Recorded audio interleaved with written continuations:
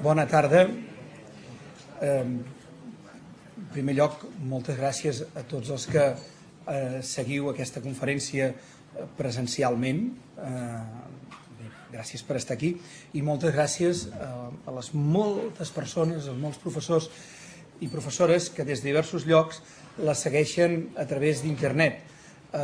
Ja és la tercera que es fa i per les estadístiques d'internet que ens arriben després de les conferències sabem que és bastant seguida i ens sentim molt contents d'aquest fet. Volem agrair especialment als companys que ens estan seguint des de Palma de Mallorca. Ells també són fidels en aquestes trobades. Moltes gràcies. I recordar que les preguntes es podran fer també a través d'internet. Tenim una persona que està atent al correu electrònic per les preguntes. Estaria bé que es fes al llarg de l'entrevista per no allargar després el torn de preguntes excessivament. El correu electrònic és senzillament creamat@xtec.cat. És una adreça ben coneguda ja, que més està a la difusió de la conferència. A partir d'aquí comencem la presentació. Realment presentar el professor Rafael Pérez per tots els que ens dediquem a l'educació matemàtica és un gust. Per tant, no vull perdre'm aquest gust, no? Però a la vegada crec que hi ha poca necessitat perquè és una persona molt ben coneguda. Ell és professor de l'Escola d'Arquitectura a la Universitat de Granada i realment els seus treballs entorn a l'Alhambra ens l'han fet descobrir a tothom, al públic en general i als matemàtics i els professors de matemàtiques i els alumnes. Jo penso que ha donat a l'Alhambra una dimensió educativa en matemàtiques molt important. Però no només això, i ara parlant de casa nostra, els seus treballs sobre en Gaudí han creat escola, no?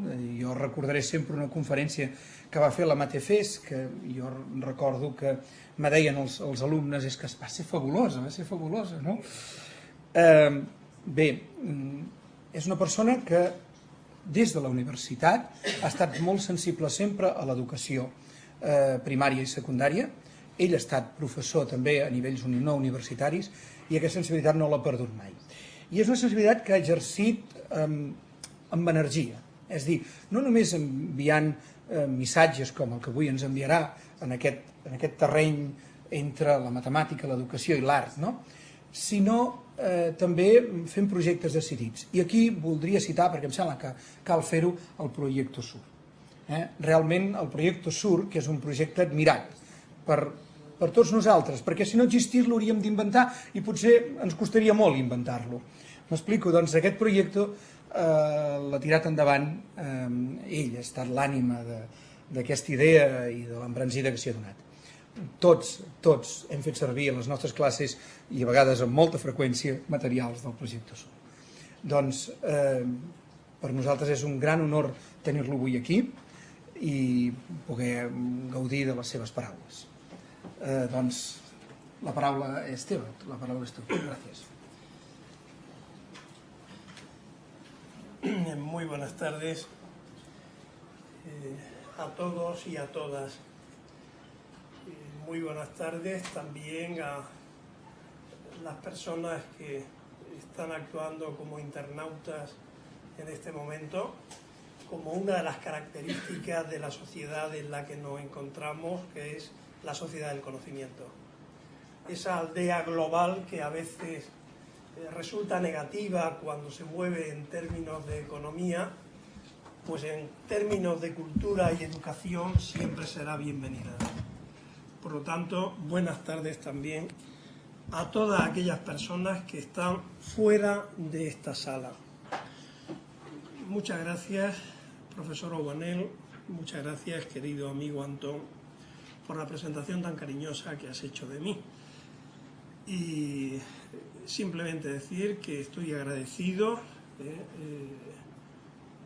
por la invitación que el CREAMAT me ha hecho llegar a través de ti y sé que aprobada por el resto de los miembros del CREAMAT con quienes me une una buenísima amistad desde hace mucho tiempo, especialmente con la profesora Torrá, mi querida amiga Monse. Bien, pues sin más preámbulos, vamos a empezar la intervención sobre mi pentágono de la belleza y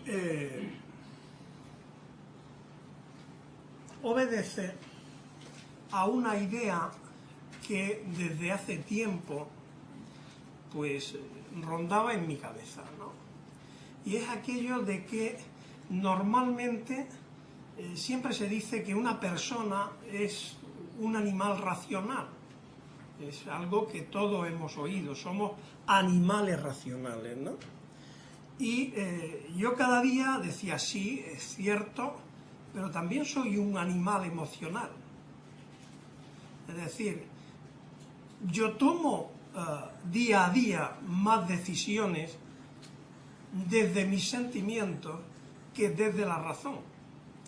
Por lo tanto, me considero más animal emocional que racional.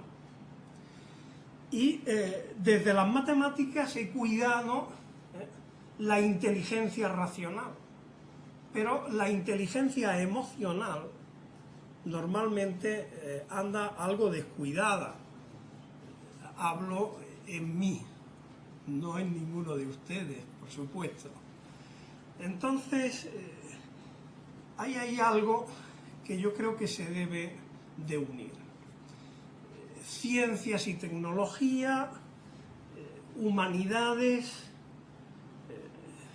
unas parece que desarrollan un determinado tipo de capacidades en donde la persona domina el mundo a nivel macroscópico, a nivel microscópico, las otras parece que dominan las sociedades, las formas de pensar de las personas y las hace más humanas. Yo creo que un conjunto bien establecido y armonizado de ambas inteligencias seguro que pueden provocar mejores ciudadanos y ciudadanas. Y esta es la idea que me lleva a hablar hoy de belleza. Y lo hago desde lo que humildemente puedo decir que algo sé, que son las matemáticas, claro. Porque desde las matemáticas he aprendido aquello que decía Jacobi a Legendre en una carta por allá del año 1830, que las matemáticas tienen una labor pública, pero que no es, como todo el mundo cree, aquello de interpretar el mundo en el que vivimos, de aportar fórmulas y determinados modelos, sino que las matemáticas tienen una misión fundamental en la sociedad, que es la de rendir honor al espíritu humano. Por lo tanto, por ahí van a ir las cosas. Por ahí vamos a ir viendo cómo desde las matemáticas se puede uno acercar a aspectos que normalmente suelen estar lejos. Lo que sucede es que, claro, normalmente cuando alguien habla de matemáticas y de matemáticos, automáticamente piensa, ya están haciéndonos fórmulas, y es verdad, Hay una tendencia enorme a buscar una fórmula que explique las cosas, ¿no? Entonces, en esa búsqueda, pues yo me encontré una referencia interesante, que es la de Birkhoff, un matemático prestigioso, como todos ustedes conocen, en el mundo de las ecuaciones diferenciales, entre otras cosas, ¿no? Y que escribe un libro que es sobre la medida de la estética, la medida de la belleza de alguna forma, ¿no? Y en ese libro aparece una fórmula, ¿cómo no? para medir la belleza de un objeto. Entonces, la belleza de un objeto, según Birkhoff, se obtiene mediante una proporción. Y esa proporción es el cociente entre la medida del orden de ese objeto y la medida de la complejidad de ese objeto. Se pueden imaginar que ahora cómo se mide el orden, cómo se mide la complejidad, ¿no? Entonces hay todo un tratado que yo les invito a leer, pues aunque solo sea para que lleguen a las conclusiones que posiblemente casi todos obtengamos, pues que depende del objeto, así he de ir cambiando las fórmulas, por lo tanto es una fórmula poco estable, un poquito forzada, un poquito cogida por los pelos, y que, ya digo, para medir la belleza de un polígono la fórmula es una, pero para medir la belleza de un vaso griego la fórmula tiene que ser otra. Entonces esto parece que no va muy bien. Pero es un trabajo serio, es un trabajo que hizo Birkhoff muy bien en su momento, y hay que citarlo porque después ha habido, esto es de este año, esto es de hace muy poquitos meses, una tesis doctoral en la Universidad de Tel Aviv, una tesis doctoral sobre inteligencia artificial, que tuve el placer de tener conocimiento de ella, por razones que ahora no vienen al caso, y realmente es Amit Kagian quien la ha hecho, y resulta que es un software para que el ordenador decida sobre la belleza de una persona. De tal manera que aquello de espejito, espejito, hay alguien más bella que yo, esto ya se le pone al ordenador de este chico y resuelve la duda. Ya no habrá que ponerse delante de ningún espejo, porque automáticamente le digo, usted está en el índice, en el lugar de belleza que le corresponde. Es interesante porque hay una serie de algoritmos, como se pueden imaginar, que permiten establecer, ¿verdad?, un juicio y organizar un ranking según, evidentemente, claro, el software que se ha desarrollado. Esto es lo último que yo he tenido noticia directa y que está ya publicado, ¿de acuerdo?, en revistas prestigiosas al respecto. Pero de tanto en tanto aparecen cosas curiosas. Por ejemplo, fíjense, en el año 2003 aparece una noticia en prensa que decía algo así, es prensa norteamericana, no sé dónde tengo ahora mismo, pero bueno, prensa norteamericana, aquí. La noticia era del lunes 17 de noviembre del año 2003. Estados Unidos, loco por medir la belleza, un científico, que después busqué y era matemático, inventa el coeficiente de atracción física. Seguro que han oído este tipo de cosas de tanto en tanto, ¿no? Este joven de la Universidad de Texas inventa un coeficiente, algo machista, porque es solo para señoras. Dividan el perímetro de su cintura entre el perímetro de su cadera, las señoras, y si sale 0,7, ustedes tienen el coeficiente este que hablaba de el índice de atracción física perfecto. Ya saben, si no tienen el 0,7, lo siento. Claro, esto la sociedad americana se le echa encima rápidamente, porque un prototipo de belleza femenina, como es la Barbie, resultaba una enferma, porque tiene un 0,54. Por lo tanto, esto no puede ser, esto no lo podemos admitir de ninguna de las maneras, ¿no? Hay que investigar más. Y entonces, como hay que investigar más, aparece otro señor, también científico, busca uno matemático, de la Universidad de Stanford. Y este Feng hace ya un estudio bastante más serio. Bastante más serio porque, claro, midiendo solo perímetro, cintura, cadera, parece que es un poco obsesivo por lo demás, por no decirlo de otra manera, el índice, ¿no?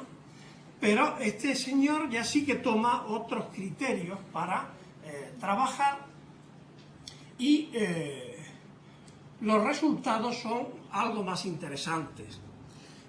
Interviene, en el caso de Feng, interviene la simetría, porque hace un estudio pues de el agrado que le producen las caras de las personas a un colectivo de bebés. Entonces, si el bebé resulta que ve esta cara le resulta agradable al bebé, por aquí vamos bien, ¿no? Y entonces a partir de ahí empieza a tomar parámetros y, bueno, mantiene estas proporciones de cinturas, caderas, tal, pero también interviene el asunto de la simetría, ¿no?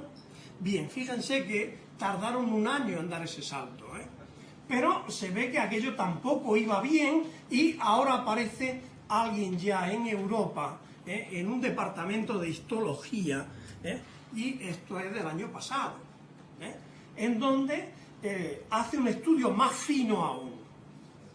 Escoge 25 señoritas y 25 señoritos de concursos de belleza.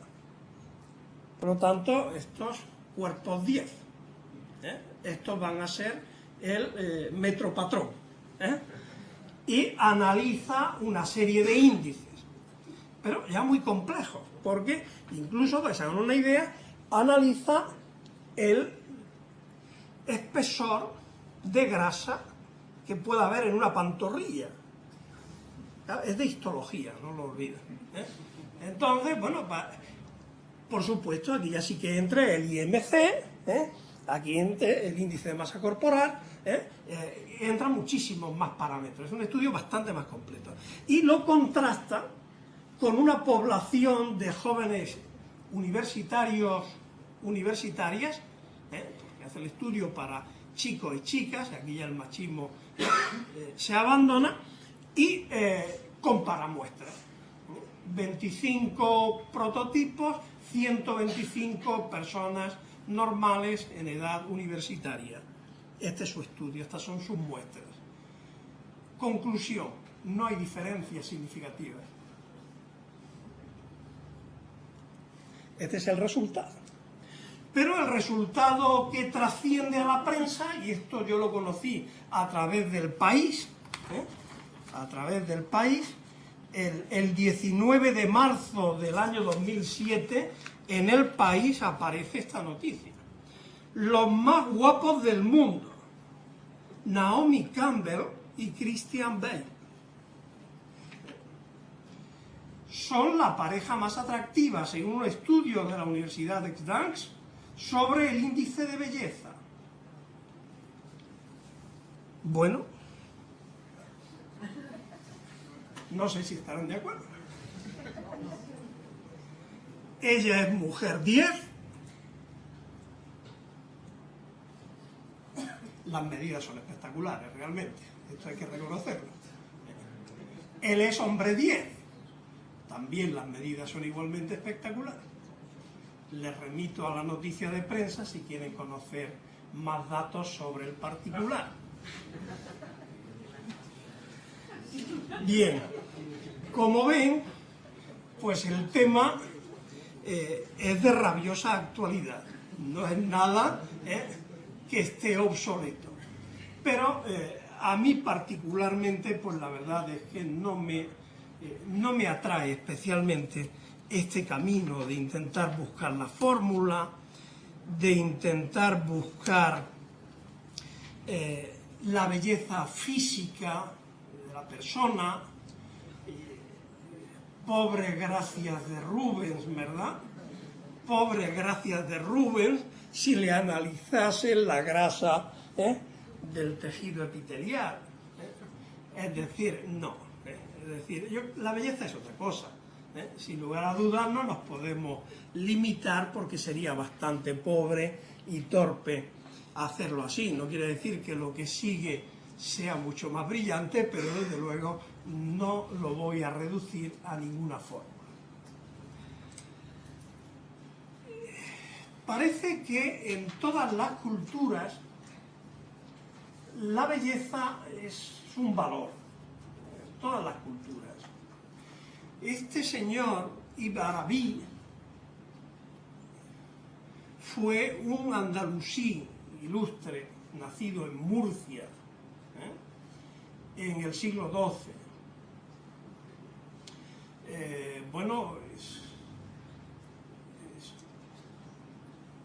Este personaje, que no sé si le han leído algo, pero realmente es de un pensamiento muy profundo, tremendamente profundo, dice en uno de sus escritos: Dios es bello y ama la belleza. El Altísimo es el artesano del mundo. Todo el mundo alcanza el culmen de la belleza. Nada en el mundo es feo.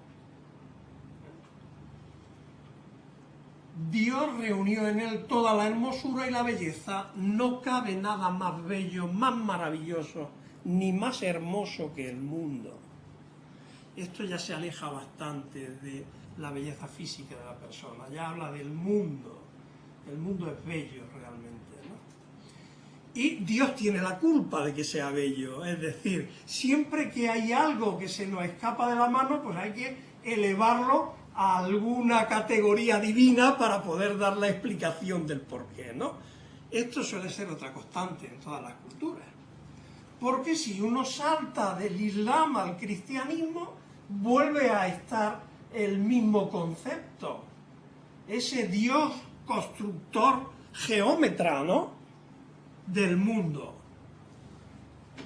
Esto es una constante a lo largo de la historia, en donde la belleza del mundo no se cuestiona, pero se debe a alguien que no está en él, se debe a una divinidad, dependiendo de las creencias. Todas las culturas lo han asimilado este concepto, pues de alguna manera, ¿no? La verdad es que, ya acercándonos más a nuestro punto de vista, Galileo sí que lo decía ya de una manera muy clara, ¿no?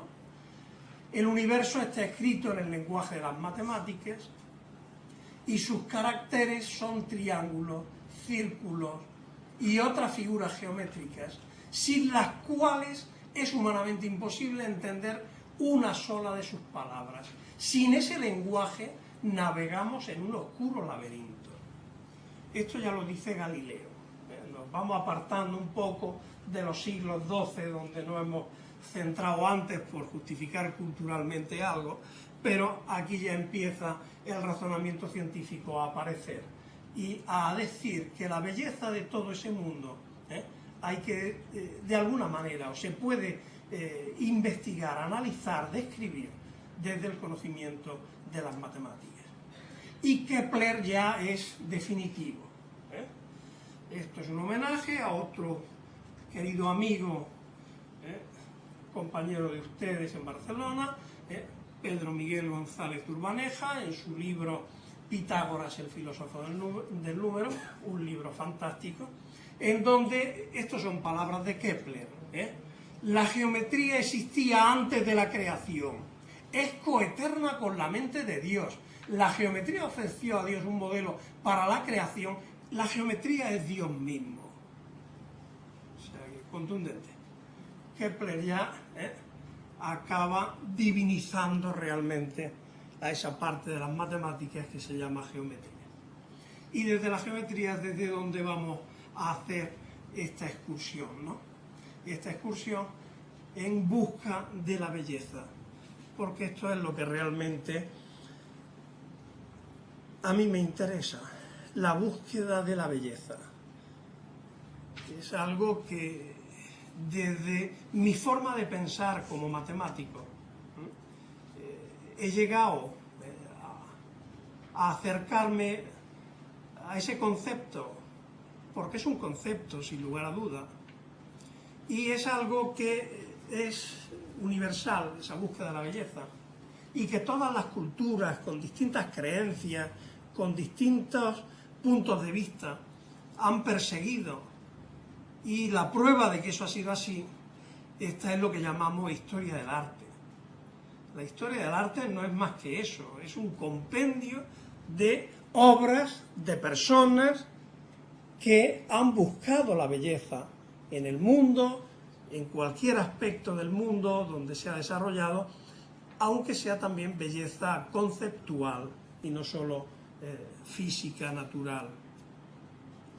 Entonces, desde ese punto de vista, hay que hacer valer las palabras de Miguel de Guzmán, nuestro querido amigo que también nos dejó hace algún año ya y que seguimos extrañando, en donde decía Miguel que la matemática es el instrumento adecuado para estudiar la estructura del mundo observable. Por lo tanto, como algo que se observa también es la belleza, pues ¿por qué no vamos a poder estudiar la belleza también desde las matemáticas? Esta es la idea. Y por eso, huyendo de esas fórmulas que hablaba antes, que a mí personalmente, y creo que a ustedes tampoco les satisfacen, y acercándome a la belleza del mundo y entendiendo aquello de la geometría fractal, que es la geometría de la naturaleza, que no se puede hacer con fórmulas, sino que se puede hacer con procesos algorítmicos. Es por lo que intenté buscar un algoritmo muy sencillo para analizar esa belleza. Y ese algoritmo es el conjunto de 5 ítems que forman los 5 vértices de ese pentágono de la belleza que forman el título de la intervención de hoy. El pentágono, por otro sitio, que duda cabe, es un objeto matemático que está indisolublemente unido a la belleza, ¿verdad? Y esto lo saben todos ustedes también. Por eso, con 5 puntos basta. El primero es la sencillez. Nada bello puede ser complejo. No digo trivial, digo sencillo. Cuando algo es enrevesado, es recargado, acaba produciendo una sensación no grata. En cambio, lo sencillo es algo que tiene siempre un valor, y es haber reducido a leyes de mínimos cualquier forma de expresión, ¿no? Por lo tanto, esa sencillez es la que yo he de buscar en una situación que quiero ver si es bella, pero que inicialmente entiendo que puede serlo. Permítanme que haga un homenaje a mi tierra. Les invito, como se pueden imaginar, y Antón ya decía al empezar, a que visiten la Alhambra de Granada. Yo no puedo hablar sin dedicarle 2 minutos, y por lo tanto la sencillez la voy a ejemplificar con la decoración geométrica de la Alhambra de Granada. Esto que están viendo es un alicatado. ¿Qué entiendo por sencillez? Bueno, pues evidentemente hay unas formas geométricas que son sencillas, polígonos convexos, muy sencillos, que tienen la propiedad de encajar bien de tal manera que no se solapan, de tal manera que no dejan ninguna parte del plano sin cubrir, y bueno, pues simplemente esto sería un alicatado. Hay un color, blanco-negro, es una dualidad, está repartida por igual, bien. Pero a mí lo que me interesa ante esa situación, que evidentemente en principio me atrae, es analizar ¿por qué se repite, no? ¿Y qué se repite? Porque yo ahí veo una repetición de elementos, ¿no? Y es cuando empiezo a acotar el problema. Digo, vale, aquí este artesano dispuso de un buen zócalo, ¿verdad?, para hacer su alicatado, pero esto repite. ¿Por qué repite? ¿Por qué repite? ¿Y qué repite? Entonces uno acota y dice, bueno, pues moviendo este cuadrado, pues ya sale todo igual. Ah, muy bien, pero ahí sigo viendo información repetida. Voy a acotar aún más. Le voy a quitar el color. Y entonces pues me quedo con el mismo cuadrado o sin color. Aparecen unas cosas realmente horrorosas, ¿verdad? Horrorosas. Bueno, desgraciadamente las ruedas solares que aparecen ya en el arte egipcio, pues desgraciadamente se retoma en el siglo XX, ¿verdad?, con la imagen que todos tenemos en la cabeza y que desde luego denunciamos, repudiamos, y está todo dicho. Pero hay que recuperar la imagen. La imagen es una abstracción de un astro. Es una forma de representar astros y estrellas de una forma totalmente abstracta. Otro problema es que otro personaje abyecto la utilizase como la utilizó. Pero la Alhambra está llena de esvásticas, ¿de acuerdo? Pero aún así, aun quitándole el color, sigo viendo que aquí están las 4 patas de esas esvásticas repetidas. Pues vamos a seguir analizando más todavía. Y claro, lógicamente nos quedamos solo con una pata. Una pata. He simplificado completamente el problema. Esta es la unidad mínima de información que yo necesito para crear todo lo anterior. A esto es a lo que yo le llamo sencillez. A encontrar el fondo de toda una estructura que puede aparecer compleja, pero que si uno la analiza matemáticamente, acaba siendo muy sencilla. Esta poligonal asimétrica, esta L mayúscula, ¿verdad?, que podríamos decir, es la que empezamos a mover con elementos de simetría, giros de 90 grados, relleno el cuadrado, empiezo a trasladar o a reflejar, con isometría voy llenando, y con criterios de coloración. Pero claro, aquí es donde encuentro yo el interés, porque, efectivamente, ¿por qué toda la decoración islámica se basa en un principio similar a este? Porque están representando una idea. Y como están representando una idea que es la unidad entre la multiplicidad, pues por eso se apoyan siempre en una unidad. Una unidad que se multiplica. Es la idea de uno y la complejidad de los demás. Y entonces, claro, tiene interés. Más sencillo que eso, ¿cabe algo? Segunda idea que me parece interesante, la composición. Para estudiar la composición vamos a utilizar otra obra de arte sin ningún tipo de duda, ¿verdad? No vamos a hablar de nada que pueda tener controversia de si es obra de arte o no, porque para eso no nos sacaríamos como ejemplo, ¿no? Pues evidentemente estamos hablando del cuadro que está considerado como la mejor representación en un lienzo del espacio físico tridimensional.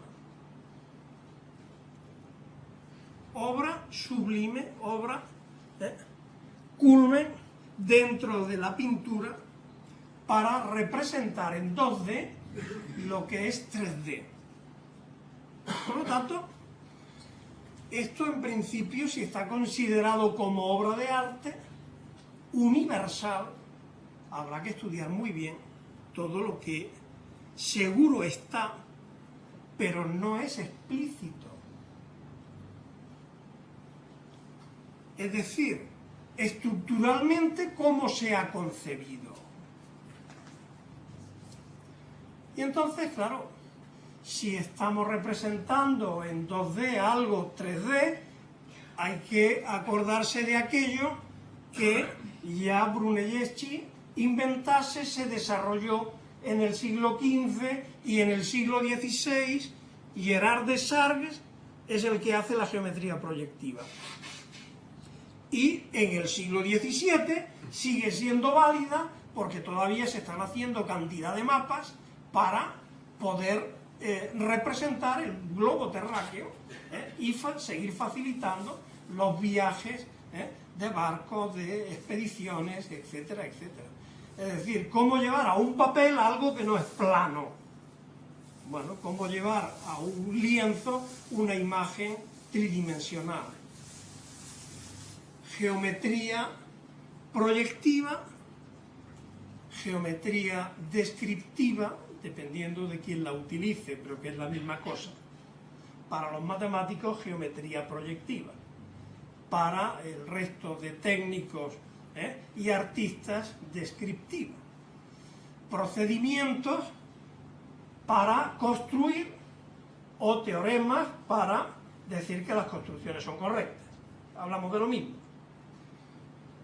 Claro, la perspectiva del punto de fuga es la que tiene la culpa de esa tridimensionalidad observable perfectamente en el lienzo. Solo se mantienen dos dimensiones en cuanto a paralelismo se refiere, alto y ancho, y el fondo es lo que ya rompe el paralelismo, crea en este caso un punto de fuga, aunque pueda haber más de uno, con una línea de horizonte, etcétera, etcétera. Esto está en el cuadro, se percibe, pero no es explícito, pero es muy fácil de verlo. Todo lo que uno supone que es paralelo en la realidad, pues no tiene nada más que marcarlo, y marcando las paralelas, pues lógicamente van a converger en el punto de fuga. Pero Velázquez no solo hace eso, sino que juega también con lo que se llama la perspectiva del color. Y entonces fíjense cómo, en función de dónde se encuentran los personajes, el color va cambiando. Es evidente, y lo que es evidente no hay que explicarlo, ¿verdad? La luz, lógicamente, entra por la ventana y en un segundo plano los rostros están ya bastante más oscurecidos que incluso estos de primer plano y estos muchísimo más claros. Nada ya en cuanto a lo que son los cuadros que hay en el techo, ¿no? En donde prácticamente es una zona muy oscura. Pero además hace otra perspectiva, que es la perspectiva menguante, de tal forma que hay unos personajes de primer plano en donde los rostros son nítidos, los de segundo plano un poquito más difusos y los del tercer plano prácticamente son siluetas. Perspectiva menguante. Alternancia de luz y penumbra, evidente. Y por supuesto, Velázquez es el maestro de la luz.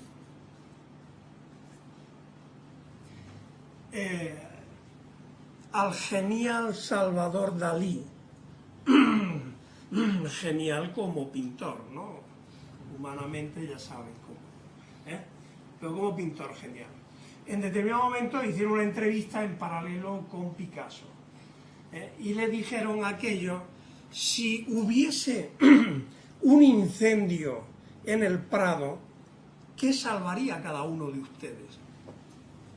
Picasso, sin dudarlo, dijo Las Meninas, de Velázquez. Y Dalí se queda pensando y dice: yo salvaría el aire que hay en Las Meninas, porque es el aire más puro que jamás se haya pintado en un cuadro.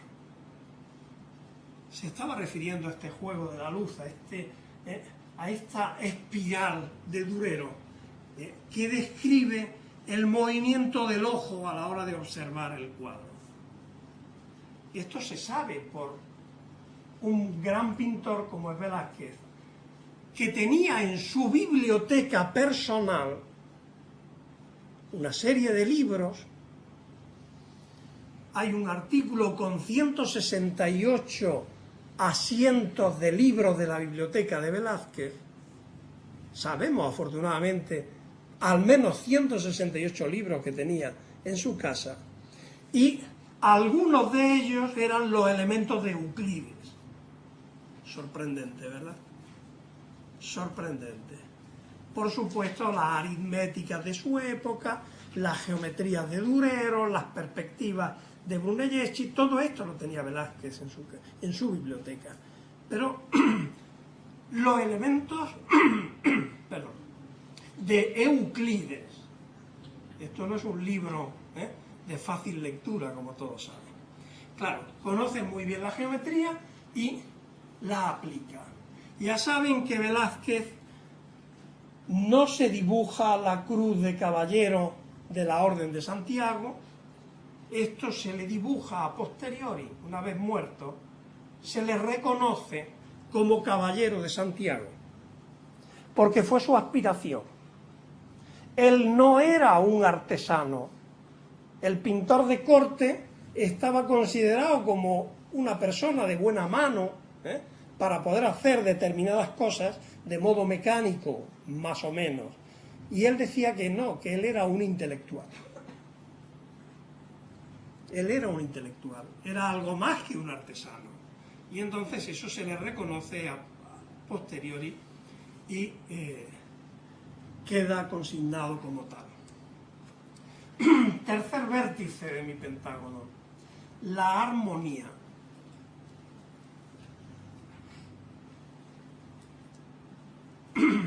Claro, que duda cabe que no hay nada más maravilloso que el mundo, lo decía Ibn Arabi, ¿verdad? Y esto está claro, no hay nada más maravilloso que observar qué tenemos a nuestro alrededor. Todos ustedes son como esa flor de bellos, exactamente igual de bellos que esa flor. Y se lo voy a demostrar. Esa flor tiene armonía, ¿verdad? Tiene equilibrio, tiene composición, es sencilla, ¿verdad? Es tremendamente bella. Pero es que analizándola matemáticamente, esa flor es un pentágono regular. Bueno, tiene forma pentágono, ¿no? Y el modelo matemático que se puede unir para analizar el comportamiento de las partes de esa flor es un pentágono regular. Y en el pentágono regular sabemos todo lo que pasa. La relación que existe entre diagonales, lados, radios, y está el número de oro. El número de oro, que es el número que explica el sistema, el crecimiento de la inmensa mayoría de los seres vivos sobre la Tierra, incluidos ustedes, claro. Y para Flor, la persona, ¿verdad? Entonces, pues a lo largo de toda la historia, siempre se ha analizado la persona, sobre todo en el Renacimiento, ¿verdad?, como centro del mundo, alrededor de quien debe girar todo lo demás. Y este hombre de Leonardo, que todo el mundo conoce, inspirado en el de Vitruvio, ¿verdad?, pues es bien conocido, cómo funcionan las proporciones en ese cuerpo. Y como la geometría tiene la virtud de que con una figura podemos evitarnos leer muchas cosas, pues esa figura es bien conocida. ¿Cómo se puede determinar con el radio del círculo donde está escrito el hombre de Leonardo? Se puede determinar un pentágono que tiene ese radio por lado, y estableciendo la proporción diagonal-lado, que en este caso diagonal radio, aparece un rectángulo de oro, y ese rectángulo de oro es el rectángulo en el que acaba enmarcado el hombre de Leonardo. Esto es muy conocido también. Luego este señor es de oro y ustedes también. Pero esto, de nuevo, Velázquez lo sabe. Y esto sí que es un cuerpo 10, no los de antes. Esto es una clase de regla y compás. Este es el crucificado que tiene en el Museo del Prado. Es esto, el rectángulo áureo de antes, pero con todo tipo de modulaciones en cuanto a la división en media y extrema razón de cada una de las partes. Y armonía es eso, es equilibrio entre las partes. Las partes tienen que estar equilibradas con el todo. Y por eso el ombligo está en su sitio exacto. La división en media y extrema razón de toda esta altura, ¿no? Y a partir de ahí empezamos a subdividir cada una de las partes y van quedando los genitales en su sitio, las rodillas, las tibias, etcétera, etcétera. O el tórax o la barbilla, todos los elementos de ese cuerpo están perfectamente en su lugar. Esto es armonía. Pero es que ya en el siglo pasado un gran arquitecto redescubre otra vez todo esto y hace su modulor, ya sin detalles, ya sin rostro, da igual, lo que importa es la relación entre las partes. Y así se hace la arquitectura de todo el siglo XX. La arquitectura de sus casas, el interiorismo de sus casas, las butacas donde están sentados, la mesa en donde yo puedo apoyar la yema de mis manos con comodidad. Todo sale de aquí. Todo sale de este modulor de Le Corbusier, con sus famosas series roja y azul. Y es la misma idea, es construir un doble cuadrado con la idea de el número de oro. Lo ven por aquí debe estar un 1 más raíz de 5, bueno, no está aquí expreso, pero vamos, aquí está el número de oro, y aquí está construido, ¿lo ven? Aquí se construye, es esto, y el arco capaz de 90 grados. Esas son las dos ideas que maneja Le Corbusier para crear ese modulor, y con ese modulor se crea toda la arquitectura básicamente del siglo XX, y creo que es la que se sigue construyendo en el XXI. Proporción entre el todo y las partes, equilibrio, composición y armonía. Y esto lo ejemplifico para hacer buenas las palabras que acabo de decir, de que la arquitectura del siglo XX sigue estos cánones, con una obra muy criticada, es de la ciudad de Murcia, el arquitecto es Rafael Moneo. Es la ampliación del Ayuntamiento de Murcia, muy criticada en la ciudad porque creo que no es bien entendida. Básicamente el esquema de trabajo vuelve a ser el mismo que hemos estado viendo desde el crucificado de Velázquez, el modulor de Le Corbusier, etcétera, etcétera. Ir haciendo las construcciones, las divisiones, perdón, de cada segmento en media y extrema razón, y a partir de ahí tomar decisiones, como más adelante vamos a ver. El tema es que este edificio tiene enfrente a la catedral la plaza del Cardenal Belluga. Pero si no quieren llegar hasta Murcia, simplemente con que vean la casa Palacio Güell. Es el mismo esquema, exactamente el mismo esquema hecho por Gaudí. Bien, pero armonía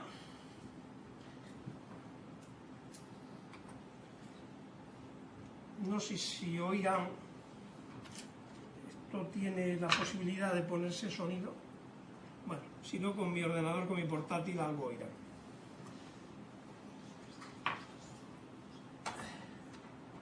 Tenemos sonido en la sala, se me olvidó, perdón, conectarlo al empezar. Le ponemos, sí, vale.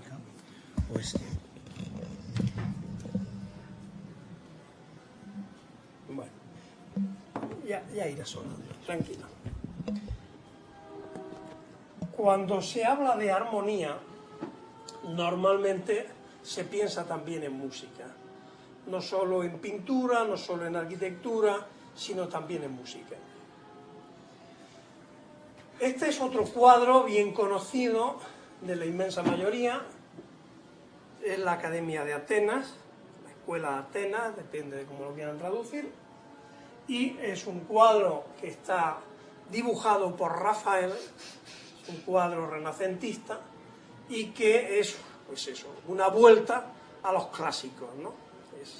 Es esta idea, lo que el Renacimiento pretendía dentro del humanismo. Ahí tenemos dos personajes centrales que son ni más ni menos que Platón y Aristóteles. Platón con el Timeo, ¿de acuerdo?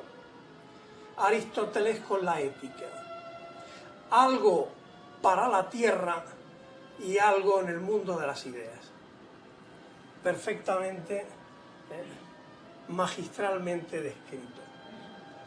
En el Timeo, Platón, entre otras muchísimas cosas, afirma que el todo tiene que estar en armonía con las partes.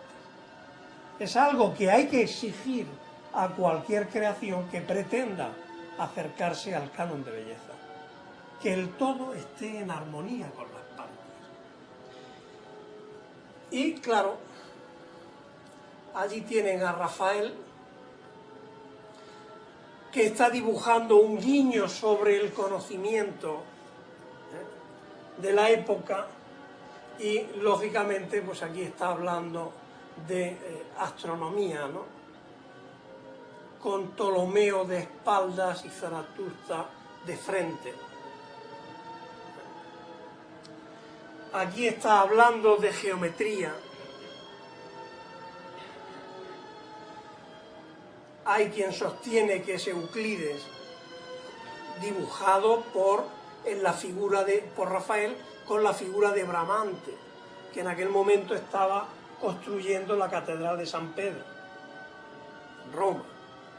Hay quien sostiene que por la figura bien podría ser Arquímedes, en cualquier caso geómetra. En el otro lado de la escena tenemos a Pitágoras. Pitágoras, que tiene detrás a Boecio,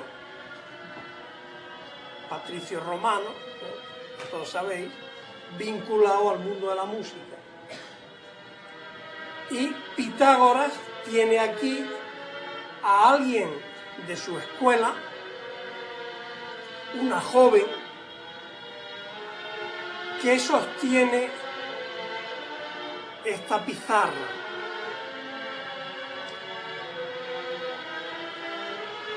Y en esa pizarra está ese dibujo. Y ese dibujo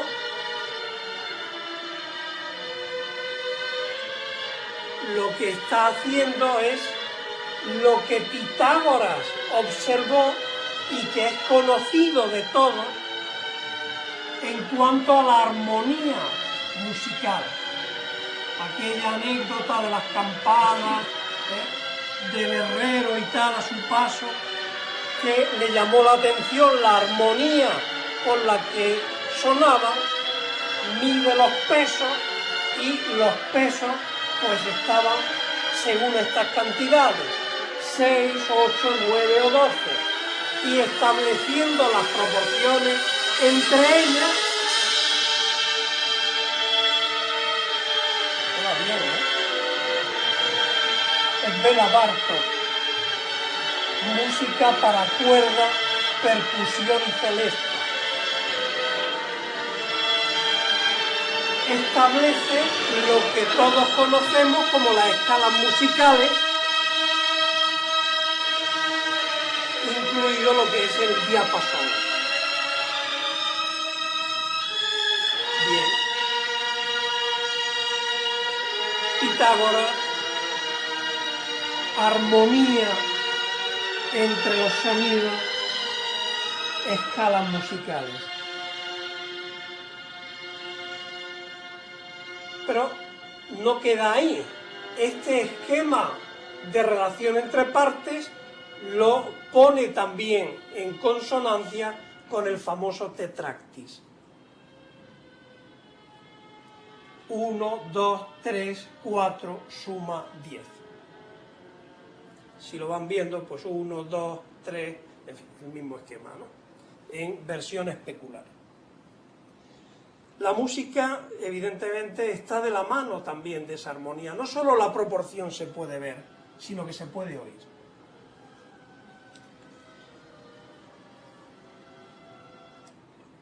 Y lo que están oyendo, que es de Béla Bartók, es simplemente el primer movimiento de la obra, y lo hace, ese primer movimiento lo hace con 89 compases. Y esos 89 compases, pues si estos números los van reconociendo de alguna manera, les resultarán familiares con una sucesión que algo tiene que ver con el número áureo. El 1, 1, 2, 3, 5, 8, 13, empezamos, 13, 21, 34, 55, 89, es que está estableciendo los compases con la sucesión de Fibonacci. De tal manera que se habrán dado cuenta que al comenzar apenas si se oía. Y al final hubo un momento en que yo tuve que callar porque subió. Estábamos en el compás 55, que es el que resulta de dividir en media y extrema razón la recta de 89 compases. Pero a su vez, este segmento, que es el mayor de esa división, se vuelve a subdividir igual. Hasta este momento, los instrumentos metálicos están actuando con sordina. Y a partir de aquí se le quita la sordina. Y empieza a subir el tono y el timbre de toda esa composición musical. Y después empieza otra vez a decaer porque se le vuelven a colocar las sordinas a los elementos. Es decir, que no solo estaba aquella visión pitagórica de la escala y que la escala musical va con las proporciones entre los números que hemos visto, sino que en música más contemporánea aparece también este tipo de tratamiento, en este caso del número de oro. No solo se puede ver, sino que también se puede oír. Pues bien,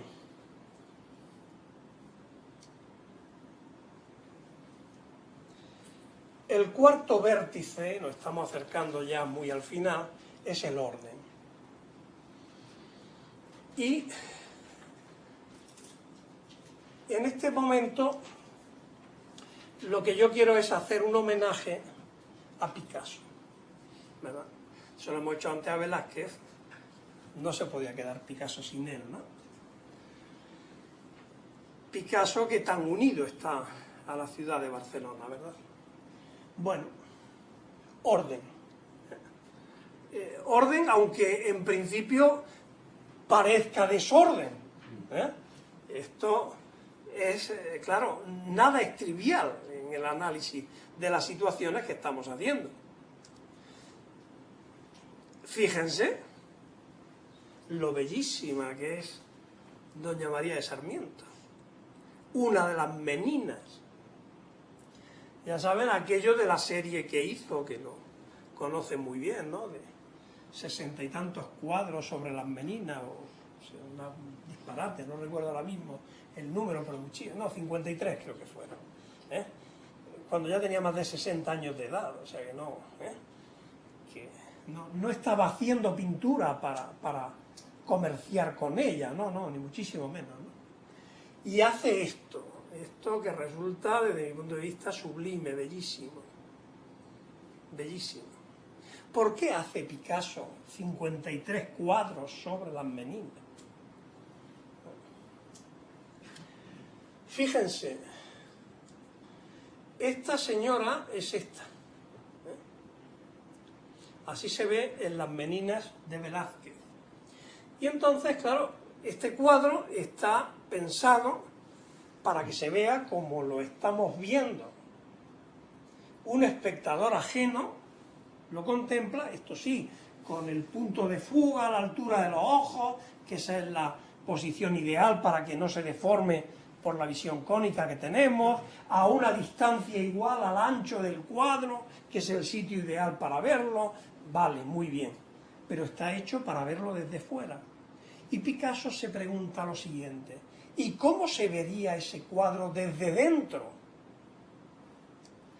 Y dice, vamos a ver, ¿cómo vería doña María Agustina de Sarmiento el bucarito, la bandeja con el bucarito que le está haciendo entrega a la infanta Margarita? Pues ese detalle Picasso entiende que se ve así. ¿Cómo verá Velázquez la mano de la menina? Pues Picasso entiende que se ve así. Analícenlo con calma, sitúense en cada uno de los personajes. En la Universidad Menéndez Pelayo hicimos una actividad muy bonita con la profesora Capi Corrales, ¿verdad?, en donde se escenificó el cuadro y se vio más o menos cada punto de vista. Esto lo pueden hacer en clase, es fantástico, es fantástico. ¿Cómo ve el rostro la otra menina, doña Isabel de Velasco? Lo verá de frente, ¿no? No así de lado. Entonces le verá el pelo completo, sin ningún tipo de problema. ¿Cómo verá Nieto Velázquez, que es este personaje, el aposentador de la reina, la cara de esta menina? Pues le ve el ojo que nosotros no le vemos.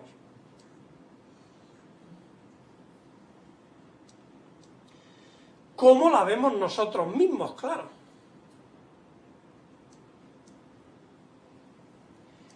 ¿Y cómo se vería desde el suelo? Lógicamente la barbilla. 6 puntos de vista que hacen un cuadro. Geometría diferencial. No exagero. Estudio local, cartas locales ensambladas en un atlas.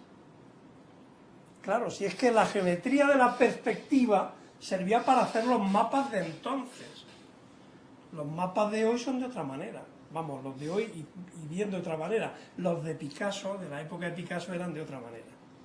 A base de cartas locales. Y esto es lo que está haciendo. Un estudio local para ensamblar perfectamente en un atlas. Está trabajando con la geometría de su época, que es la geometría diferencial. Aquella geometría que empezara Gauss, que continuara Riemann perfectamente, diciendo que aquello de las variedades era lo que realmente había que estudiar. Hay que dejarse de los puntos, no, aquí hay que estudiar las variedades, que es un punto, y qué pasa en un entorno local de ese punto, ¿no? Por lo tanto, está trabajando con la geometría de su época, y lo que está haciendo es investigar. Y además sabe aquello de que un espacio de 4 dimensiones, no de 3, de 4, necesita de 6 planos coordenados. Por eso elige 6 puntos de vista, y no 5 y no 7. Elige 6, porque sabe que en el espacio físico con 4 dimensiones Son 6 los planos coordenados y no 3 como en el espacio físico tridimensional. Y claro, y sale una cosa que se llama cubismo. Cubismo que si yo no lo explico desde este punto de vista, no me lo puedo explicar a mí mismo. A esto lo llamo orden. Esto lo llamo orden.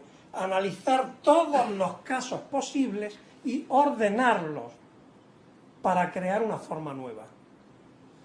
Una forma que me aparece como una unidad, pero que son 6 partes bien ensambladas, muy bien ordenadas.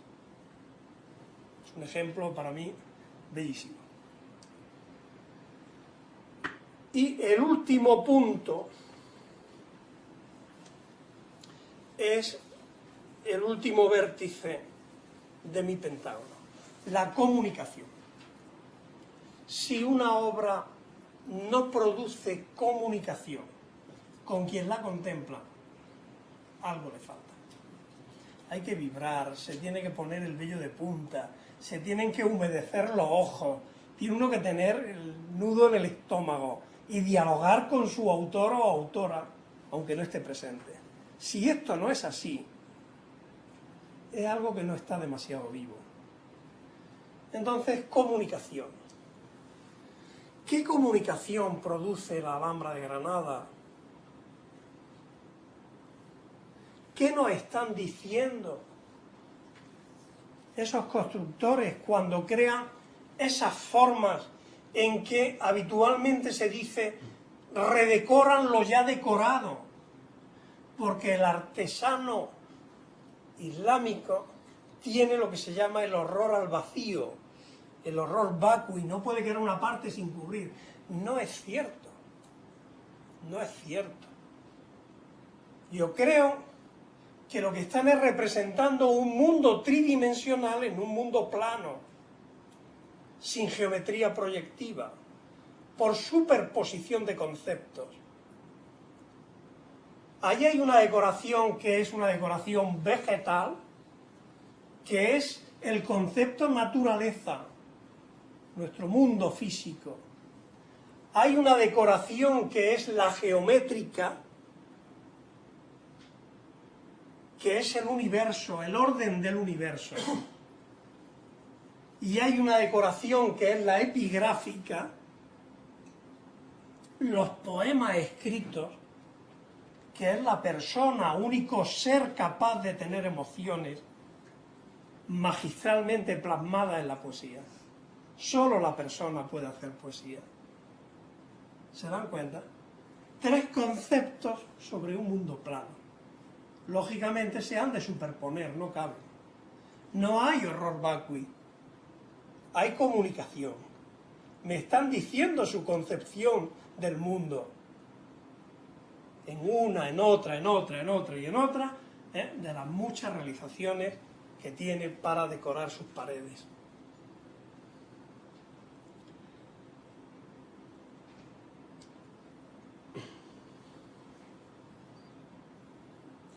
Perdonen, a veces se para. ¿Qué nos dice Velázquez en sus Meninas? Bueno, pues aparte de mostrarnos costumbres de la casa real, de Felipe IV, de doña Mariana de Austria, la infanta Margarita. Esto se hace en unas habitaciones de otro hijo de Felipe IV que estaba recién fallecido, el príncipe Baltasar Carlos. Hay otra hermana, la infanta María Teresa, que no está presente porque en aquellos momentos no era conveniente que apareciese demasiado por cuestiones de política con Francia, con quien querían emparentarla en un matrimonio. Bueno, como hay meninas al cuidado de la infanta, como hay guardadamas, aposentador, todo esto, ¿no? Pero hay mucho más. Como la educación de la infanta hay que apoyarla en el estudio y el conocimiento de los clásicos. De ahí estos cuadros que Velázquez, como pintor barroco, mete dentro del cuadro. Cuadros dentro del cuadro. Esto es barroco puro, ¿no?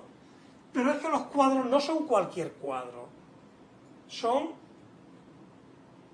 mitos que vienen del mundo clásico.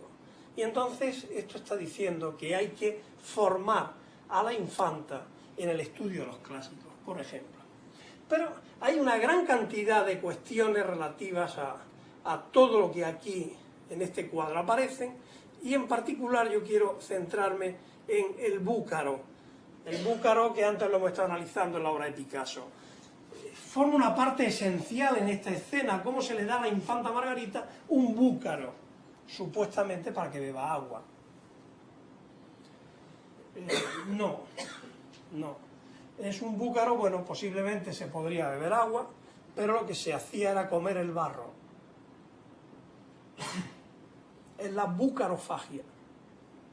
Es una costumbre de la época en donde con ese barro se eliminaban glóbulos rojos, de ahí que tuviesen la tez tan blanca. Es una moda un poco cruel, pero es así. En las señoras mayores, además, actuaba como anticonceptivo. La bucarofagia. Todas estas cosas nos las está diciendo Velázquez, y muchas más. Hay comunicación con el cuadro, con el pintor a través del cuadro. Es un medio de comunicación con su creador. ¿Qué es lo que nos está contando Picasso en su serie? No voy a hacer una fotografía de ningún espacio, como podrían ser las Meninas de Picasso, que es fotografiar en una pintura un espacio, ¿no? Porque tiene todo el realismo de la escena. Y Picasso no. Picasso dice, no voy a hacer una fotografía, porque ya existe la fotografía. Y como existe la fotografía, dibujo en tonos de fotografía, grises, azulados, negros y blancos. La fotografía en blanco y negro. Esto nos lo está contando clarísimamente. Nos está contando cómo hay una corte, que es la de Felipe IV, no olviden que es republicano, Pablo Ruiz Picasso. Hay una corte de Felipe IV que precisamente no era una corte tranquila, llena de insidia, envidias, con un deterioro claro del gobierno en aquella época, ¿no? Y entonces, pues fíjense las caras que le coloca a las meninas, que no son caras precisamente de personas bondadosas. A los guardadamas, pues prácticamente los mete en sendos ataúdes. Son personas privadas de libertad, simplemente al servicio de otras, y los mete en sendos ataúdes. Y en cambio, a la bufona, a María Bárbola, fíjense qué cara redonda, blanca, símbolo de la bondad, de la inocencia, y al Nicolasillo Pertusato, pues exactamente igual. La figura de los reyes ni se ve, no le interesa, el aposentador se lo inventa e incluso lo pone invertido en cuanto al orden se refiere, y acrecienta enormemente la figura de Velázquez. Y todo esto con muchísima más luz que las Meninas, porque entonces acababa de trasladar su estudio a la Costa Azul y estaba impresionado por la luz que allí tenía. Fantástico, ¿verdad?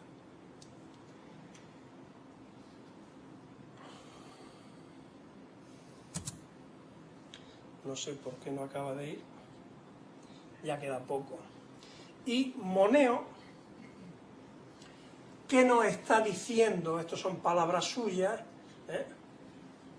como existe, pues eso tiene de bueno el que existe el autor, porque se puede expresar, ¿no?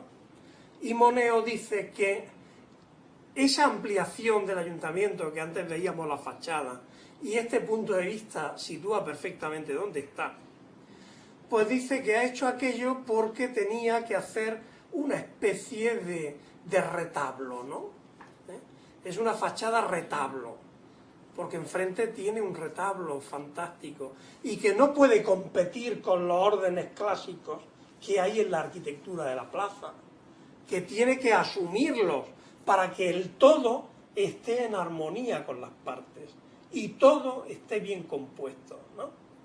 Y además recuperar para el poder civil, recuperar el espacio para el poder civil como un espectador privilegiado al espacio de mayor entidad de la ciudad.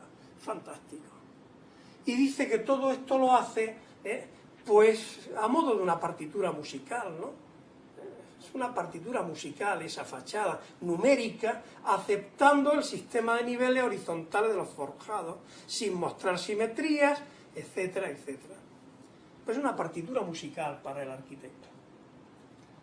Hay comunicación en esa obra. Y Béla Bartók, pues claro, con la estética áurea, la estética propia de la naturaleza, del crecimiento de las formas naturales, pues también lo dice, que por eso hace esa música así, porque la música folclórica es un fenómeno de la naturaleza. Sus formaciones se han desarrollado espontáneamente, al igual que otros organismos naturales vivos, flores, animales, etc. La música como una flor, como un animal, como parte de la naturaleza.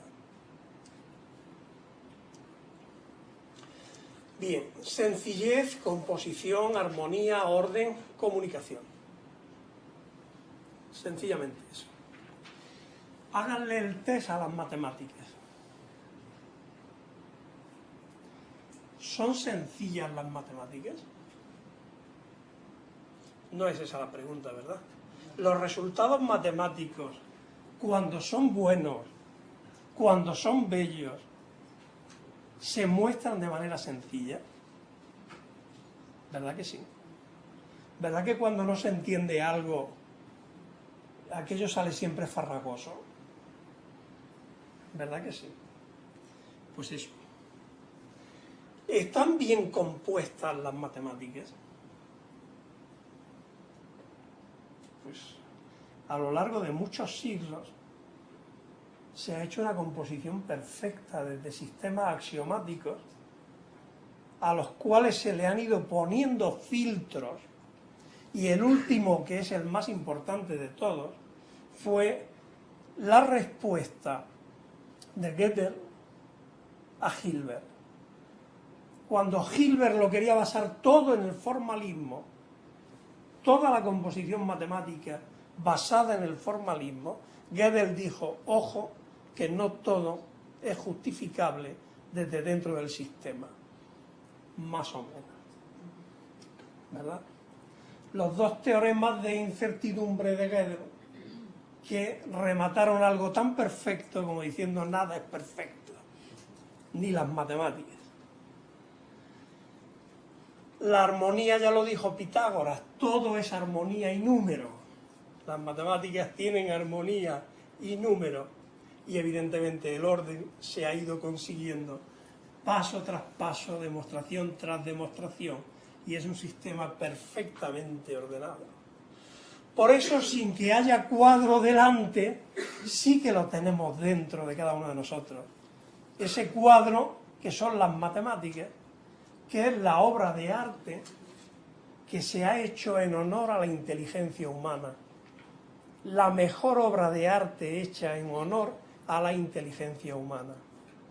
Por lo tanto, las matemáticas para mí superan mi procedimiento algorítmico de búsqueda de la belleza. Cumple cada uno de los 5 vértices que le he enseñado, y quizá por eso soy matemático, porque vi en ellas una forma de interpretar la complejidad del mundo y en particular de estudiar la belleza de ese mundo y de estudiar a las matemáticas en sí mismas como parte de esa belleza. Quizá por eso sea matemático. Muchísimas gracias por su paciencia y ha sido un placer.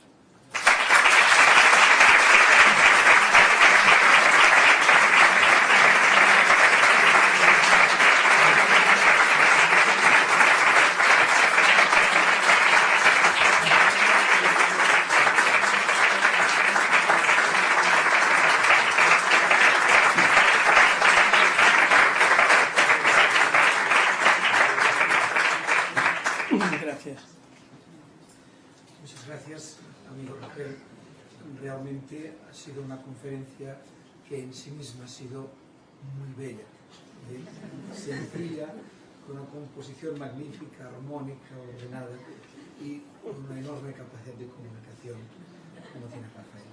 Rafael, muchas gracias. Además, has demostrado que todos tenemos en nosotros algo de belleza y esto Bien, podríamos pasar al turno de las preguntas. En todo caso, si quieren, yo llevaré al micrófono. Mientras tanto, los que nos están oyendo desde sus casas pueden remitir las preguntas.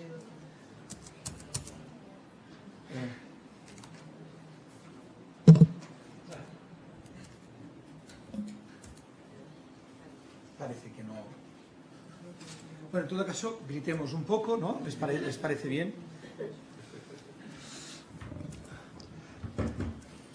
¿Hay preguntas? Al menos para dar tiempo a que nos lleguen las de fuera.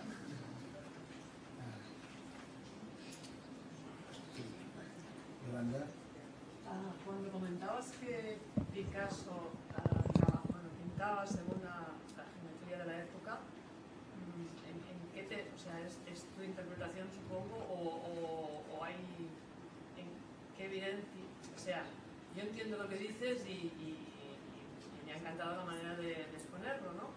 Pero a veces tienes como un poco la sensación que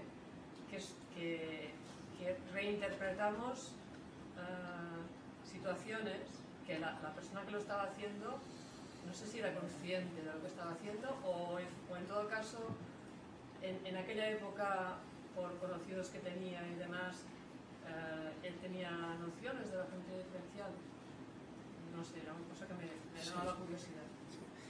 Pues lo realmente curioso es que haya encontrado referencias de qué libros tenía Velázquez en su casa y no haya podido encontrar referencias de qué libro tenía Picasso. Resulta una paradoja, ¿verdad? Porque por razón de época pues nos resultaría muchísimo más fácil el saber qué tenía Picasso, ¿no? No tengo esa referencia de el conocimiento de las matemáticas a ese nivel. Sí hay referencias, y esto sí que es conocido, del club de amistades mientras vivió en París, en donde se interesaban por problemas de geometría. Y sí que hay referencias escritas en donde se hacían determinadas preguntas, cómo plantear determinado problema, es decir, que hablar de geometría en ese club de amigos sí que hablaban. ¿Hasta qué nivel? Lo desconozco, pero sí que se preocupaban por este tipo de problemas. En cualquier caso, es que hay personajes que para algunas cosas son más complicados de analizar que otros. Dalí, por ejemplo, Dalí es otro libro abierto como Velázquez, porque hay toda una biblioteca de las obras que él tenía, de suscripciones a revistas, de amistad con matemáticos importantes, desde Matilda Guica, a quien conoce en Estados Unidos, o René Thorne, que es el matemático que invita a estar en Port-Gigard, incluso con él, para que le explique la teoría de las catástrofes, ¿no? Entonces, el caso de Dalí es un caso muy claro, porque sí que hay mucha documentación. De Picasso no hay tanto, solo alguna anécdota aislada de este grupo de amistades que hablaban sobre problemas de geometría. No tengo más referencias, lo que no quiere decir que haya tirado la toalla. Sigo buscándolas, porque el resultado no es casualidad. Cuando un resultado tiene ese nivel de realización, esto nunca es casualidad. En un genio, y el genio desde luego se lo reconocemos, ¿verdad? Nunca es casualidad, siempre es consecuencia de, cuando a menos, haber hablado con alguna persona.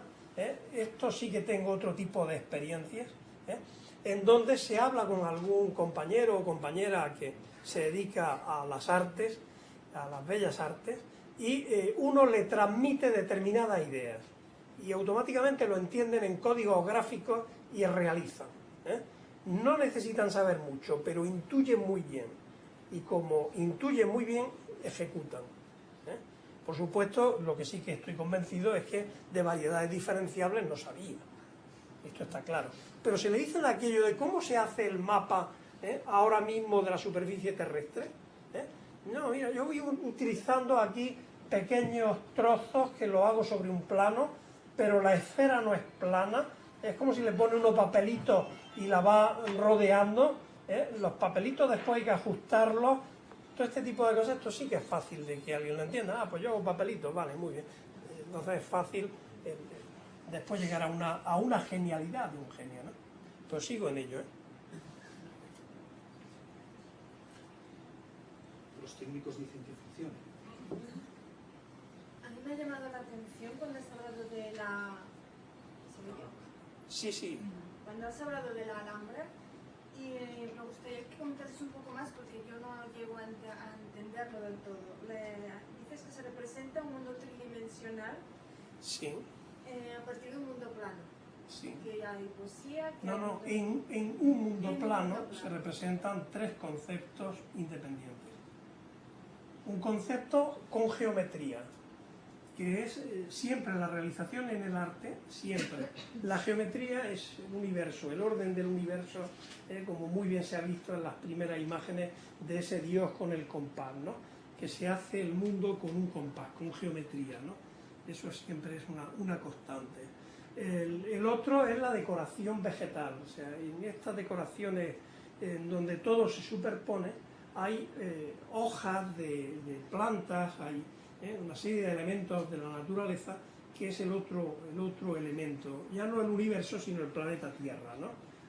En donde hay vida, y la vida vegetal, animal, todo esto se representa de esta manera. Y después, dentro de todo eso, está la persona. La persona como único ser capaz de tener sentimientos, y esto lo hace magistralmente con la poesía, escribiendo poesía en esa decoración, dentro de esa decoración. Tres conceptos representados en un mismo plano. ¿Y esto tiene algo que ver con que falten figuras humanas? En parte sí, por eso la decoración es vegetal, no es animal. El animal, que es el hombre, aparece desde el mundo de los sentimientos, no desde el mundo de la imagen. No es que esté prohibido, porque esto es una falsa creencia de dónde está el origen, pero se ha dicho muchas veces que tiene el artista musulmán tiene prohibido representar figuras animadas, es decir, figuras con vida, porque es algo que prohíbe el Corán. No es cierto. En el Corán no se prohíbe representar figuras con vida. De hecho, en la misma Granada hay una joya en el Museo de la Alhambra que es el jarrón de las gacelas. Es una de las joyas del museo, el jarrón de las gacelas. Y hay sendas gacelas enfrentadas, perfectamente identificables, hasta el punto de que es el anagrama del patronato de la Alhambra y el Generalife, las dos gacelas, ¿no? En la misma Alhambra, en el Palacio de los Leones, hay una galería porticada en donde hay tres espacios, se llama la Sala de los Reyes, y en la Sala de los Reyes hay pinturas de reyes, así, Sala de los Reyes, de reyes, escenas de amor, de caza, hay dos señoritas jugando una partida de ajedrez,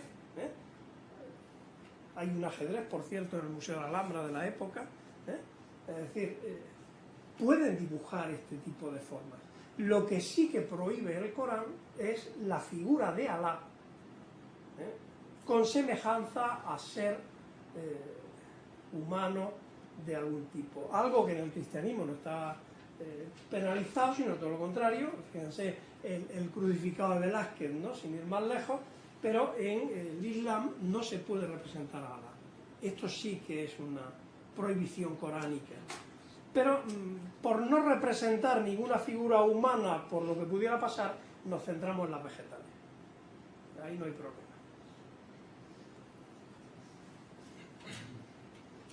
Bien, bien.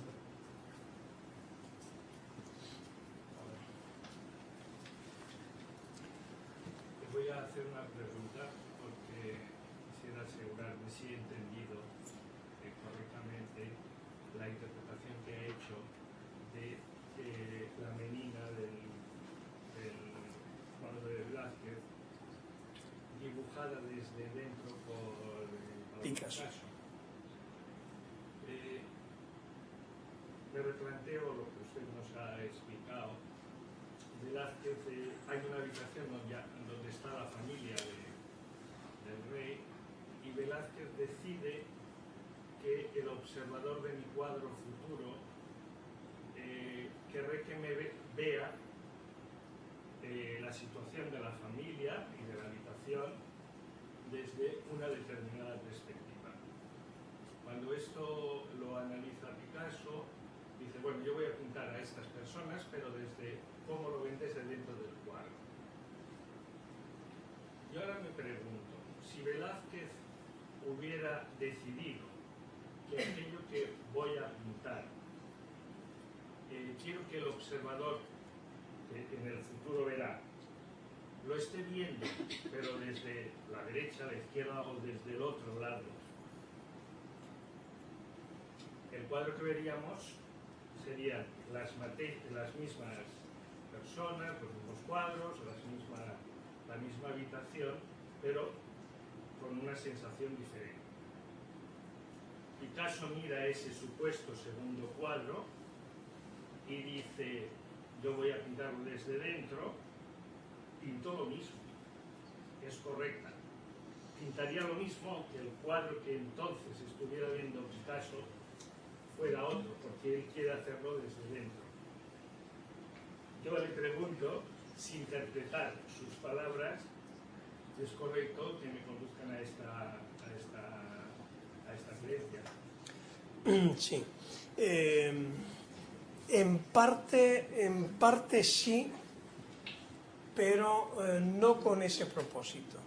Es decir, él sabía que no iba a reproducir las meninas, porque no tenía sentido, entre otras cosas, y lo que sí quería era hacer su aportación desde donde él consideraba que estaba el momento sublime de la última técnica de representación pictórica. Y por eso arranca ahí. Dice, voy a trabajar aquí y de aquí en adelante voy a hacer otra cosa. Hasta el punto de que los personajes le importan relativamente poco. Les recuerdo la imagen del aposentador de la reina, que aparece al revés, una cosa negra, sin cuidado. En algunos de los cuadros, algunos de los personajes no existen, los quita directamente. Y otros se los inventa. Los personajes no era su problema. Vamos, tan es así que claro, el hecho de hacer 53 cuadros sobre una misma idea, no es que yo quiera ver desde distintos sitios cómo se vería aquello de distintas maneras, no, es que estoy investigando formas de representación. Entonces, una de ellas es la menina, en donde compone, le queda totalmente redondo, ¿no? Porque cuadra con los 6 planos, etcétera, etcétera, ¿no? Pero hay otros, el primero que les puse, en donde dije aquí hay orden, es la forma de entender el espacio, bueno, ya no de su tiempo, porque era un adelantado de su tiempo, sino digo ya casi de nuestro tiempo, ¿no? El espacio ya no es un cubo, como interpretaba Velázquez, en donde los personajes se colocan, y si uno quita un personaje, la escena no se descompone. Le faltará un personaje, habrá que poner allí una silla en medio, no sé, ¿no?, por llenar aquello, pero el resto de la escena continúa. Pero en el primer cuadro que les he enseñado, con esa triangulación, si se quita un triángulo hay que hacer el cuadro entero. Y este es el concepto moderno del espacio, en donde el espacio es una red de redes. No una única red, sino una red de redes.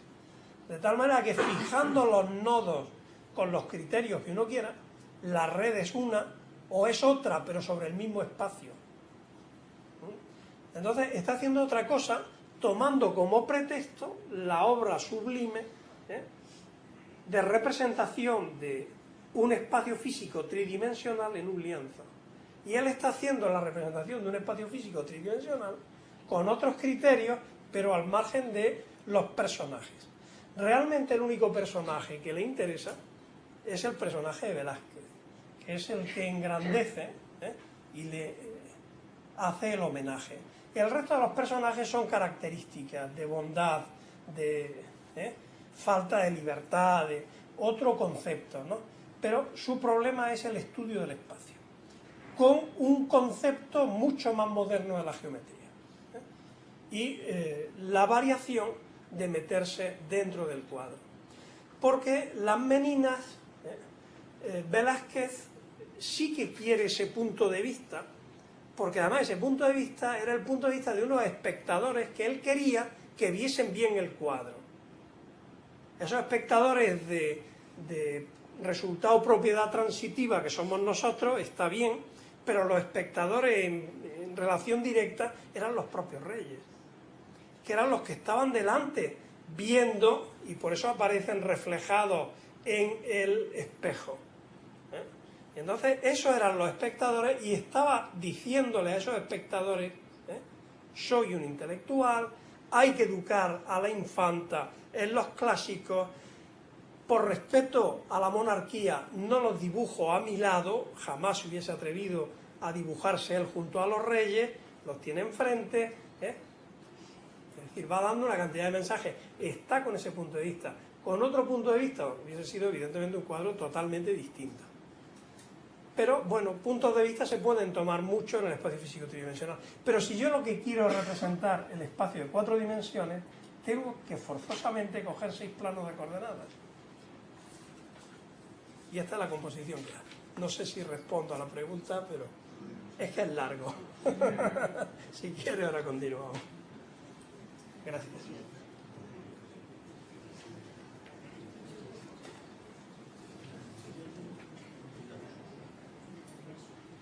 Yo estoy de verdad entusiasmada con todas las cosas que he aprendido de usted, ¿verdad? Vamos a ver, yo soy una maestra que estoy acompañando a un grupo de cuarto de primaria. Soy una aprendiz o una no aprendiz de las matemáticas, porque en mi época las estrategias que utilizaban eran la memoria, la reproducción de fórmulas y también la reproducción de los razonamientos adultos, y no el interés y la curiosidad por ese mundo tan importante y tan fascinante. Entonces yo me voy a aprovechar un poco de usted, si es posible, y los niños y las niñas en este momento, que se les explicó un poquito qué es lo que estoy trabajando. Hemos estado viendo a principios de curso una exposición sobre Cándida Hofer, unas fotografías realmente muy agradables, impresionantes, sobre diferentes puntos de vista, sobre la comprensión de diferentes elementos geométricos en el arte, la interpretación. Y a los niños y las niñas les resulta ahora en este momento relativamente fácil comprender lo de la tridimensionalidad en la bidimensionalidad del papel, ¿no? También estamos explorando el volumen precisamente para representar esa tridimensión. Pero lo de la cuarta dimensión, con 6 puntos de vista, realmente a mí me está resultando un poco difícil entenderlo. Entonces ahí es donde me aprovecho, ¿no? ¿Qué consejos me daría usted para acompañar a mis niños y a mis niñas en este proceso de comprensión de la cuarta dimensión a través de diferentes puntos de vista, que es importante extenderlo a todos los ámbitos de la comprensión cultural y de la construcción de conocimiento?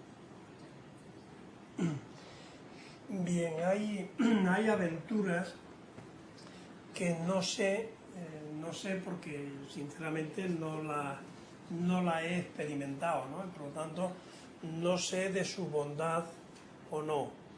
El hablar de la cuarta dimensión en determinadas edades, no sé si será todo lo adecuado o no, depende de cómo se haga, ¿no? Es una pregunta que no se hace. Depende de cómo se haga. Lo han oído, pero lo asocian a la al tiempo y a la ciencia ficción. ¿Sí? Sí, no, claro, si eso está en las películas que ellos suelen ver, está ese fenómeno de la cuarta dimensión. Y realmente, claro, decirle aquello de que largo, alto, ancho y tiempo, como cuarta dimensión, pues vale, puede colar, ¿no? Pero simplemente colaría, no sería todo lo correcto. Hacer la construcción, porque yo creo, por lo que he intuido en la exposición de lo que está haciendo, hacer la construcción del conocimiento, que me parece que es lo que está pretendiendo hacer con esos chicos y chicas, y la animo porque por ahí va bien. Hacer la construcción del conocimiento de la cuarta dimensión, yo no lo he hecho, habría que tener cuidado, porque tienen que entender muy bien algo que probablemente usted lo sepa hacer, yo no lo sé si lo sabría hacer, que es aquello de la intersección de un espacio con el espacio de dimensión inferior. Esta es la clave. Esta es la clave. ¿Cómo se interseca? Y probablemente, si nos vamos por la edad que me dice al mundo de los cuentos, probablemente sería un buen camino, pero yo no lo sé porque no lo he hecho nunca. El mundo de Abbott. El mundo de Abbott. La anécdota en donde estaba un nieto con su abuelo en un parque. Y de pronto observan una circunferencia que se les va aproximando hacia donde estaban ellos sentados. Es el mundo plano de Abbott, Planilandia. Entonces ven que hay un punto que empieza a abrirse y se va acercando a al banco donde estaba el abuelo y el nieto jugando, y en determinado momento el círculo aquel que iba amenazando con llegar a tocarles empieza otra vez a disminuir, se queda en un punto y desaparece. Y el abuelo le dice: no te preocupes, es el balón de un niño del espacio tridimensional que ha chocado con nuestro mundo. Bonito, ¿verdad? Bonito. La intersección de los espacios. Esta es la clave. Entonces, la intersección del mundo de 4 dimensiones con nuestro mundo, ¿cómo se hace? Esto es lo que habría que construir. Y esto los pintores lo han hecho haciendo lo que llaman los hipercubos. Los hipercubos. Por aquello de que el punto va al segmento, el segmento al cuadrado, el cuadrado al cubo, de la progresión, el cubo al hipercubo. ¿Cómo se ve el hipercubo, que es el cubo de 4 dimensiones, en la intersección con el espacio tridimensional? ¿De acuerdo? Monumento a la Constitución en Madrid, es un ejemplo. Arco de Triunfo en París es otro ejemplo. Dalí, Hipercristus me parece que le llamó, como él le ponía los nombres a aquellos, el Hipercristus no sé cuánto. Estas serían las intersecciones de esa figura que es la que organiza el espacio, porque los matemáticos lo que hacemos al final es dar un modelo.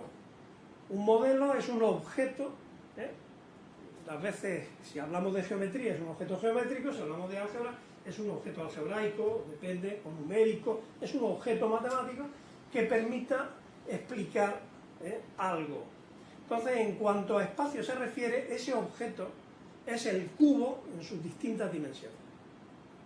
Cubo cuadrado, cubo hipercubo, segmento punto, depende, ¿no? Entonces, trabajar esa idea es la idea interesante. Probablemente del mundo de los cuentos nos podríamos hacer. Pero hay que pensarlo, La aventura en la clase, con mucho cuidado. Bien, ¿hay más preguntas? quizá lo podríamos dejar aquí. Ha sido una sesión de preguntas magnífica. Las respuestas han sido un colofón extraordinario de la propia conferencia. Muchas gracias de nuevo, Rafael. Y yo debo decir que también los amigos que nos están siguiendo desde Baleares, de la Sociedad Balear de Matemáticas, SES, nos agradecen, nos dicen muchas gracias por esta magnífica charla. Muchas gracias a todos ustedes. Ha sido fabuloso. Gracias también a los amigos que nos han seguido telemáticamente y de nuevo al grupo que nos ha seguido desde Baleares. Muchas gracias.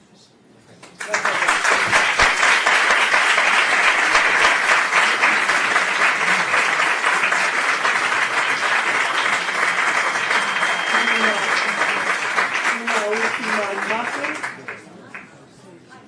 y me despido de ustedes. En el centro del pentágono de la belleza siempre estarás tú. Gracias.